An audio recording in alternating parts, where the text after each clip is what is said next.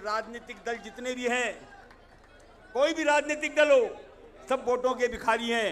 अब राजस्थान का विधायक हूं इसलिए राजस्थान की बात करूंगा, मैं मेरी औकात से ज्यादा बात नहीं करता भाई। राजस्थान में भारतीय जनता पार्टी की सरकार बनेगी और सबसे पहला काम यदि होगा तो वो व्यापारी कल्याण आयोग बनाए जाने का होगा।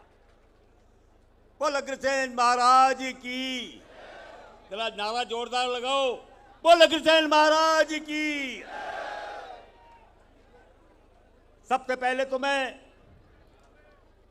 भाई राजेंद्र जी केडिया, आनंद जी गुप्ता, गोपाल चरण जी गर्ग, भाई सीताराम जी और सारे आयोजकों को इस बात के लिए बधाई देना चाहूंगा कि राजस्थान के इतिहास में पहली बार इतना शानदार और जानदार अग्र महाकुंभ का आयोजन आपने किया। अभी पिछले दिनों में यहाँ कई समाजों के सम्मेलन हुए, राजपूत समाज का भी हुआ, ब्राह्मण समाज का भी हुआ, कुमावत समाज का भी हुआ, माली समाज का भी हुआ, पर आप लोगों ने सबको मात कर दिया। आज सबसे विशाल विराट यदि कोई अग्र महाकुंभ हुआ है तो वह हमारे अग्रवाल समाज का हुआ है। अभी यहां पर मांग की जा रही थी कि हमारा 14% ईडब्ल्यूएस का आरक्षण होना चाहिए।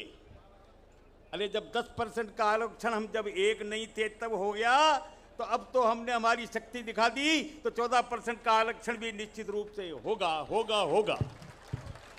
और जहां तक मोदी जी का सवाल है, मैं मोदी जी को इस बात के लिए तो धन्यवाद देना चाहूंगा कि जो राष्ट्रीय व्यापार कल्याण बोर्ड बना है उसमें हमारे जयपुर के भाई सुभाष जी गोयल जो हमारे अग्रबंधु हैं, उनको उन्होंने उसका मेंबर बनाया है। इसके लिए तो मैं उनको धन्यवाद देना चाहूंगा। और आपने कहा कि आयोग का मामला, इंतजार की घड़ियां समाप्त हो रही है, 5 महीने का समय और है। राजस्थान में भारतीय जनता पार्टी की सरकार बनेगी और सबसे पहला काम यदि होगा तो वो व्यापारी कल्याण आयोग बनाए जाने का होगा। इतना मैं आपको कहना चाहता हूं। और केंद्र में तो भैया बैठो बैठो बैठो, अभी मैं राजस्थान का विधायक हूं इसलिए राजस्थान की बात करूंगा, मैं मेरी औकात से ज्यादा बात नहीं करता भाई। और जहां तक के अग्रवाल समाज का सवाल है, आज हिंदुस्तान में मैं तो यदि ये कहूं क्या सनातन धर्म और हिंदू समाज यदि बचा हुआ है तो वो हमारे अग्रवाल समाज के कारण बचा हुआ है। आज जितनी भी धर्मशालाएं हैं, जितनी भी मंदिर हैं, जितने भी धार्मिक संस्थान हैं, जितने भी धार्मिक ट्रस्ट हैं, उन पर यदि हम नजर डालेंगे तो वो केवल और केवल 70% अग्रवाल समाज के लोगों के द्वारा निर्मित है। आज भगवान राम का जन्मभूमि पर अयोध्या में जो मंदिर का निर्माण हुआ, उसके आंदोलन की शुरुआत किसने की? अशोक जी सिंघल। अशोक जी सिंघल कौन थे? अग्रवाल। और आज उन्हीं के प्रयासों का ये परिणाम है कि अयोध्या में भगवान राम की जन्मभूमि पर आज भव्य मंदिर का निर्माण हो रहा है।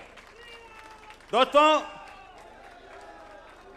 मैं तो केवल अभी बहुत ज्यादा लंबी चौड़ी बात नहीं करूंगा।